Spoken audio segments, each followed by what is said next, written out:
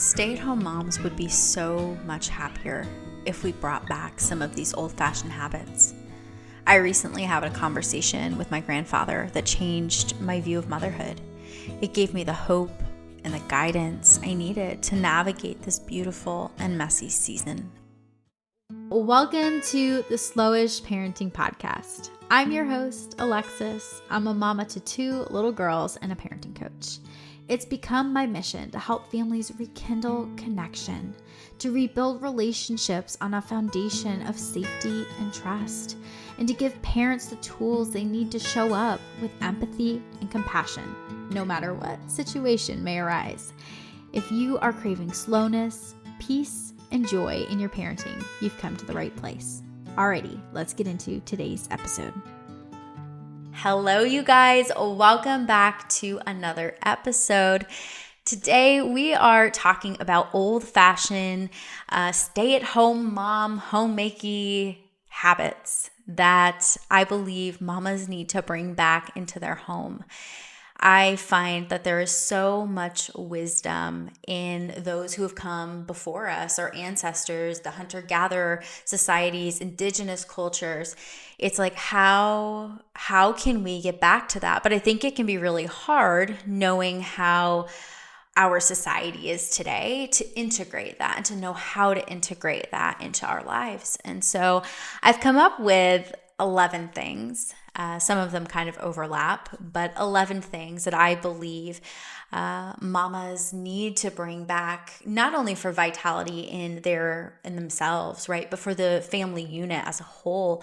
Because I believe that when mama is thriving and the family is thriving, everybody's well-being is accounted for, we are all happy and we're actually making a bigger impact and imprint on the generations to come. And that's huge, that's really cool. But before we get into it, I just want to tell you, this is not sponsored, but I am drinking today Nourish Me Naturally by Earthly. This is the 3rd time I've purchased from them. And today I decided, I'm going to do something a little different at the beginning of the podcast episode because I'm always drinking something when we're, doing episodes. And usually it's either coffee or some kind of tea or something like that. But today I honestly didn't have time and I wanted to have something that would quench my thirst and also give me some more vitamins and minerals because I'm just feeling it's really dark here today and it's snowing. And while it's beautiful in one way, there's another part of me that knows that I'm not getting as much nutrients as I was during the summer months.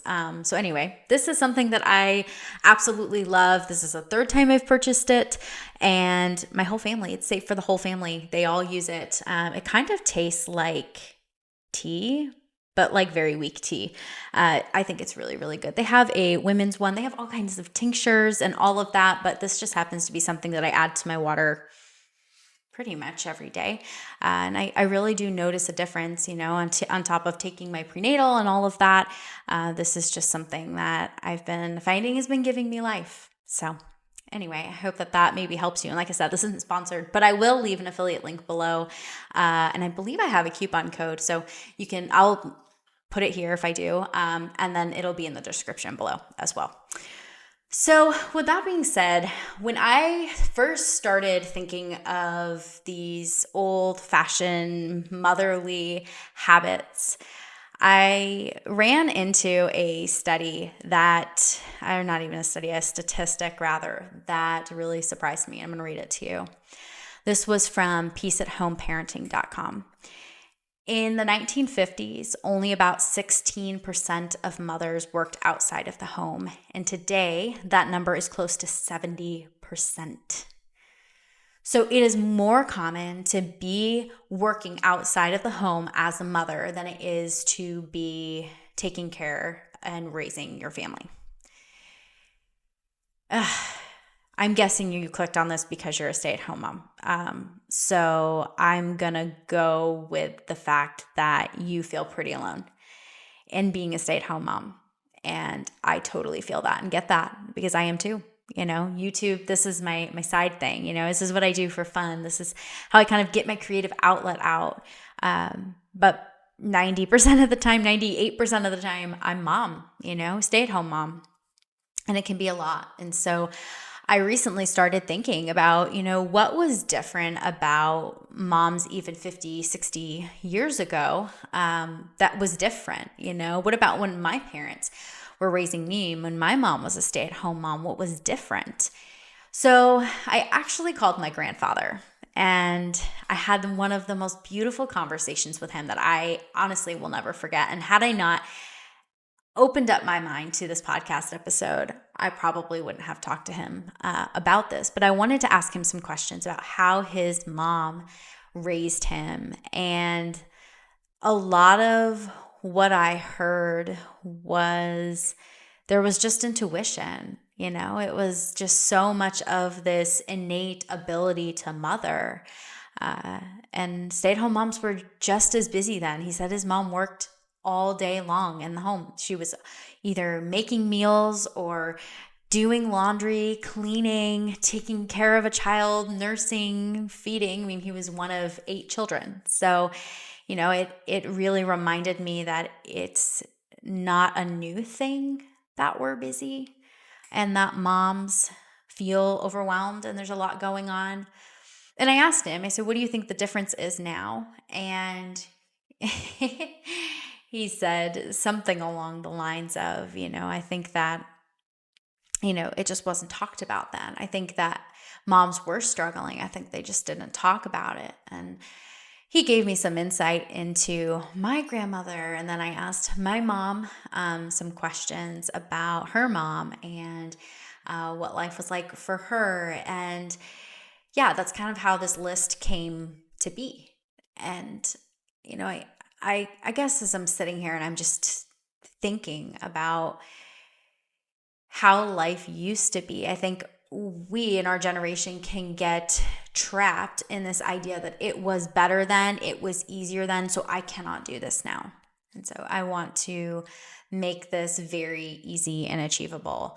And like I always say, don't feel like you need to do all 11 of these things. Pick and choose the things that are calling you right now and that are feeling grounding for you, that feel like it's giving you life and helping you to become a better version of yourself and helping your family to move into being thriving and just, moving forward. So let's get into the first thing because I have 11. And as you guys know, I like to talk. So the first thing is to get the kiddos involved. I love the book Hunt, Gather, Parent. I'm actually not fully finished with it.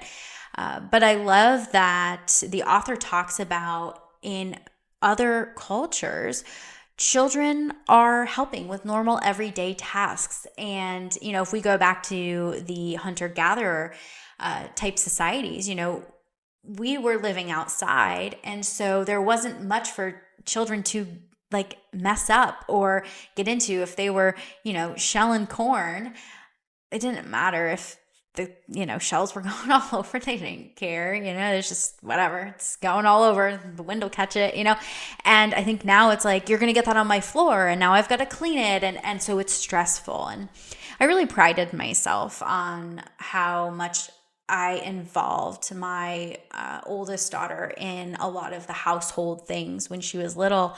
But looking back, it was only things that I felt wouldn't get life messy, that we could kind of move quickly through, the things that made me feel comfortable.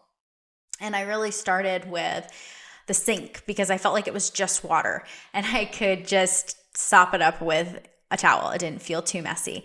And that led me into letting her help in other areas. And now with my second daughter, if I'm finishing up making tortillas, I just pop her on the counter and give her, a little bit of tortilla dough. And is she going to eat some? Uh-huh. Is she going to try to roll some out? Uh-huh. But, it gives her the opportunity to get involved and to get curious at such a young age. And I think that gives us more availability to get the things done, to get the chores done, but also to be teaching our children a very important life skill right in the middle of, everyday life, and I think that's a huge advantage that past generations have had, and I think that we've lost as we've given kids things to entertain them. And I'm guilty of it. This past week, my kids have watched a lot of TV, and I don't love that. But I also, needed to get my head on straight. I needed to, get myself right. And so when I'm thinking about that, and thinking about, okay, how am I going to break this in the future? It's literally just inviting my kids in. It's saying, hey, do you want to help me fold towels? No, the towels are not going to be folded perfectly. And I have to accept that. Can they put them in the drawer? They absolutely can. Are they going to look beautifully folded? No, they are not. And that is totally okay. So if you come over to my house and you open my drawer of dish rags, my kids have definitely folded them, and they are definitely not perfectly put in there. But that's okay, because my kids are learning, and they're learning how to have responsibility, which leads me to number 2, which is giving children more responsibility. So we want to think about what chores, and I'm not a big fan of the word chores, but you guys get what I mean. What age-appropriate responsibilities can I give my child that is going to help our family, is going to take a little bit of load off me, but I know is achievable. And for my 2-year-old, feeding the dog, totally achievable. She does great with it. Does she make a couple spills? Yes, but the dog cleans it up.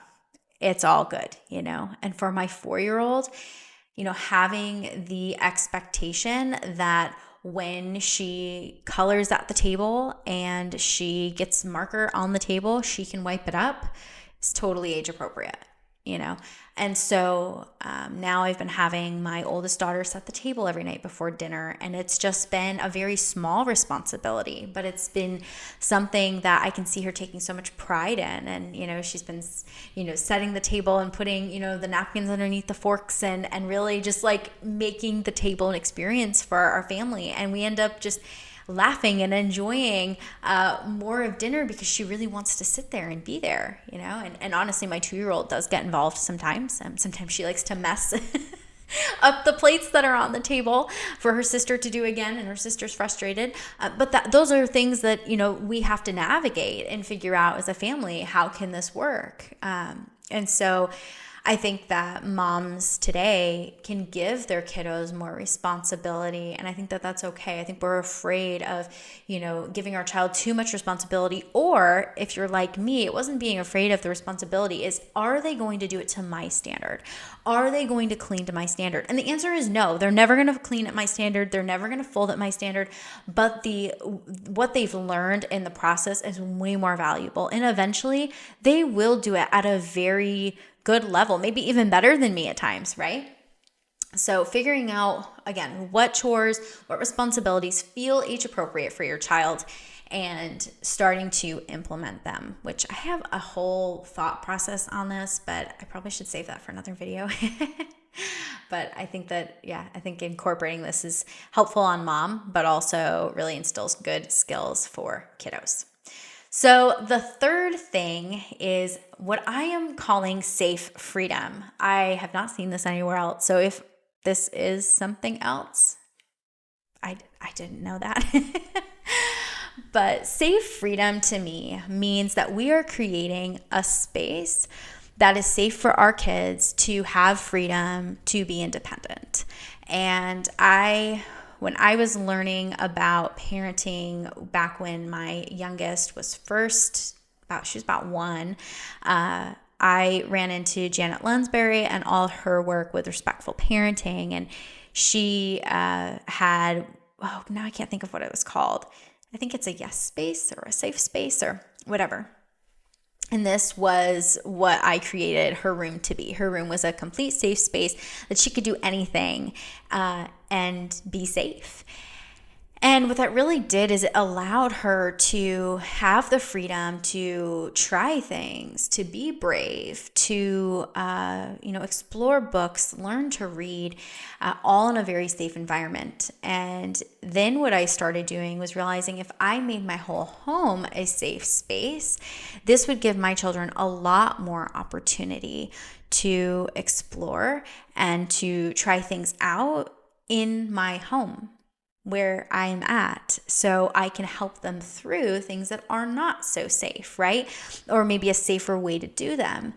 This eventually kind of made its way outside, and we have a decent sized backyard. We live in a neighborhood, and we have like privacy fences that are huge and very sturdy, and I put locks on gates, and I made our entire backyard safe. So my kids could open up the door in the morning and walk outside and play on their own. Now, I know that not everybody has this opportunity, right? But what I'm sharing is that it started off with a small space. It started off with her room. And then it eventually, bled into the house, and then it, went into the outside, maybe it went outside, not into the outside, but it went outside. And it just created so much trust in my girls. My girls are very daring, but I've got to be honest, there's only been a handful of times they've kind of gotten hurt.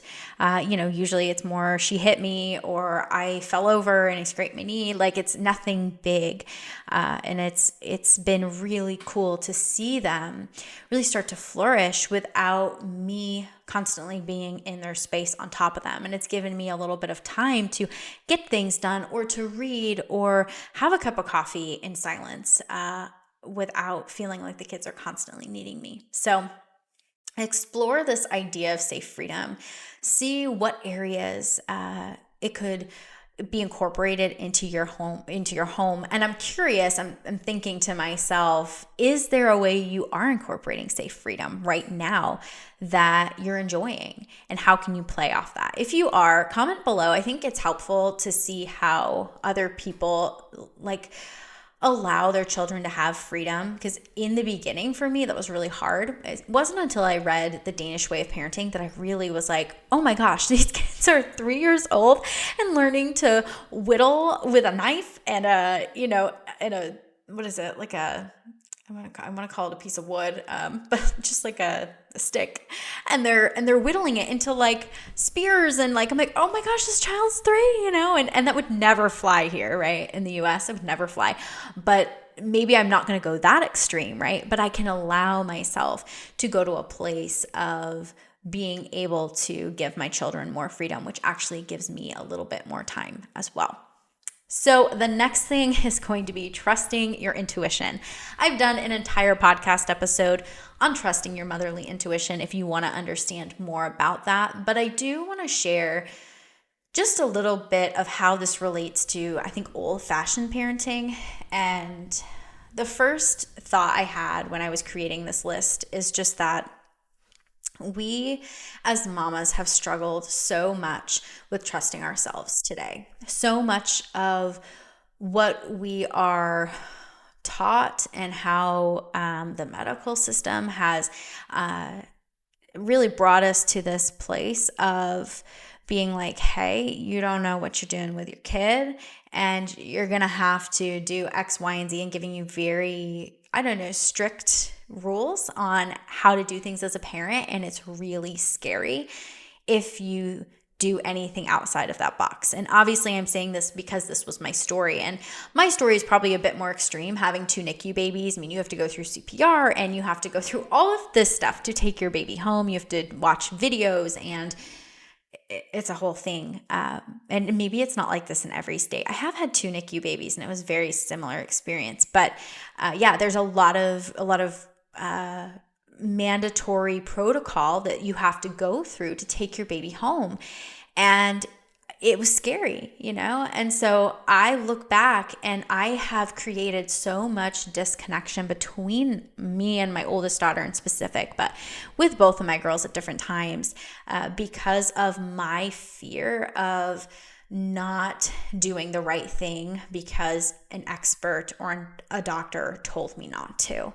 And I'm by no means saying that, we don't listen to doctors or experts. There is definitely time and place for that. But have we overrode our intuition so much that we've lost what we are actually needing as humans? Because I think that is just as important, if not more important, than some of these protocols that are put into place. So it's really important that we know how to trust our intuition, what this looks like, how to lean in and feel our intuition. Like, it's a weird feeling when you realize, oh my gosh, I've never been trusting my intuition. What does this even look like? And that's where that podcast episode is really going to help you to walk through that and to understand how to get a better idea on intuition. Now, I think it was the last podcast episode, I had talked about sleep training. I don't know if it was last podcast episode or last video, but I had talked about sleep training. And somebody had asked me how I rekindled my connection with my daughter after sleep training. And I actually have an entire workshop on that. So if you are interested, I'm going to leave the Rekindling Connection workshop below. If you struggle with connection with your children, I think most of us do. But yeah, I think that, that workshop will help you to start to dive in and dig into ways that you can effectively connect with your child and start a new chapter in your relationship together. Number 5, you want to let your kids get dirty. So there was this quote that I found, and it's, you have to eat a peck of dirt before you die. My grandma totally said this. I'm not sure all the meanings behind it, but I found this coming up. I was on Reddit a bunch looking at like old-fashioned parenting things, and it was funny. My grandpa even said this, and I was like, that's hilarious. But yeah, I think that we just don't let our kids get dirty enough. I don't think I need to explain this all too much, but maybe we need to just kind of lay down our cleanliness concerns and let the kids, be a little explorative. Sometimes kids are going to be a little dirty, whether that's dirt, physical dirt on the ground, or just, being messy in the house. It's good for them sensory wise as well to have that ability to get dirty. So, all right, number 6 is rotate the same family meals.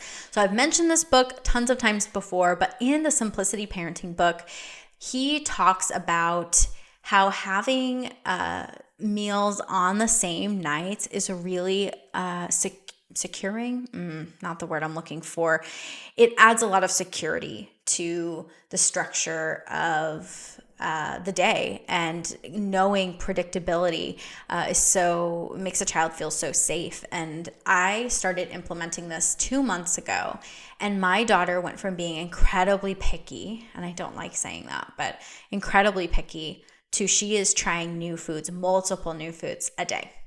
We've also started doing like a family style where we put everything in the middle of the table, and we find that our kids want to try more things. They want to try dipping this sauce with this carrot that would be really gross, but they want to try it, And it's really cool to see that happen, and it's all because the food has become available to them. But with this being said, the next part to this is eating meals as a family. So like I said, we've been putting a what is that called? Like a trivet down in the middle of the table and doing one big meal that we can all eat together and enjoy. And I just find that there are not a lot of families who are still able to do that, especially with older kiddos. So even if it's hard because you have extracurriculars or whatever, try to move that family meal to be at a time where everybody can eat. Because I know for little kids, my kids were this way for a long time. They would get really hungry and they couldn't wait till my husband got home at 7. But now we just kind of have a rhythm that at 5 o'clock they get a snack, so that way they can make it to 7. And it's been really awesome. It's been so nice to be able to have that time, have conversation, light a candle. My kid's favorite thing is to have a candle going with the lights dim, and it adds to the night. So even if you can't do it every night, try to implement it 1-2 nights a week, and just watch your kiddos find joy and contentment in that. So the next thing is going to be limiting distractions. This was something that my grandfather talked a lot about. There just was not a lot of distractions back then. His mother was just doing the household chores and making the food. And I asked him, I said, did she have a lot of friends? And he said, no, she didn't. She probably was really lonely and probably could have really used friends, but she was very busy. And the house was clean and everything was done because there was no distractions. So how do I implement this today? Well, I still need my phone, but I have my phone on personal mode. So only my husband and I think maybe my mom and my sister, I don't even know if they're on there, it might just be my husband, can get a hold of me if something is needed. But aside from that, any other phone calls get silenced and then I can see it later on. So it's been really nice to bring that into our daily life because I'm finding that I'm not spending quite as much time on my phone. The other thing that I'm experimenting with right now is I've basically turned my phone into a dumb phone. Dumb phone? I don't know if that's how you say that. It's a phone that has nothing on it except for the capabilities of taking video, photos, and just doing, phone calls or text or a calculator or maps. But yeah, it's been keeping me off social media a lot and helping me to get more done as well. So yeah, I think limiting our distractions. But this is nothing new. That's why I put it at the end because this is nothing new. So the ninth thing that I think we need to bring back is not multitasking and really focusing in on one task at a time, not getting ahead of ourselves, not doing more than we need to be doing because it's so easy right now to be doing a lot, to listen to a podcast episode, make dinner, hold the baby on the hip. It's so easy to do it all or think we can do it all, but it's really taking us like 5 times longer because we are not there. We're not just cooking dinner. We're doing all these other things. So can we single task and not even single task all day? Can I single task for just the morning or for just an hour or just for one task? Like, can I just do dishes this week without anything else with no distraction? So try it in little tiny increments and start adding to it because the more that you see that you like it and it works and it feels good and it feels productive, the more likely you are to continue to keep doing it and start implementing it in other areas of your motherhood as well. So the 10th thing is to get really good at planning and preparing. I love looking at the Mennonite and Amish cultures because they are so good at preparation and a lot of that comes from their farmers, primarily they're farming. And so they're going with the growing season. And obviously there's a season of, just canning everything and preparing for winter and planning.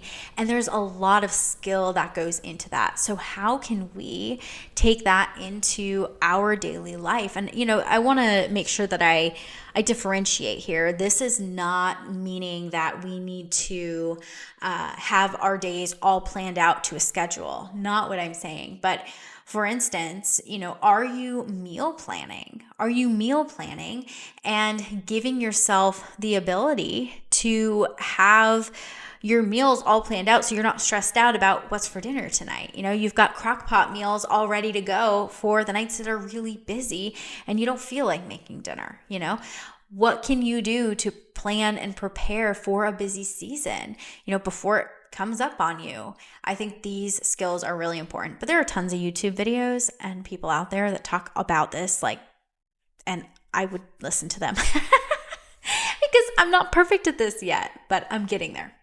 So the last thing is having less to care for. I found that when I was living in my RV, I spent a lot of time cleaning and doing things because it was such a small space and it kept getting dirty. So not necessarily having a smaller home, it's the amount of stuff in the home. And I had asked my grandfather, I said, when you look at, he had a tiny house, his mom had a tiny house. Do you think it was easy for her to keep clean? And he's like, yeah, overall I do, but we just didn't have as much stuff back then. We couldn't afford it, and nowadays I think that we think that we have to have all these things and all these gadgets to do all this stuff. And it's like, we don't. And that's what's so attracting to me about minimalism. I love Madison Gray for this. You can head over to her stuff. I'll link it below. I think she even has a whole course on minimalism.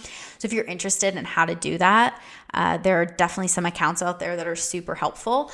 But learning how to just minimize our stuff, even if it's just by a quarter, it's like less stuff I have to deal with, the better. I actually found that I got rid of, I didn't get rid of, I put a lot of my kids' clothes away and I only left them with 5 outfits each. And my husband's like, oh my gosh, you're gonna be doing laundry every day.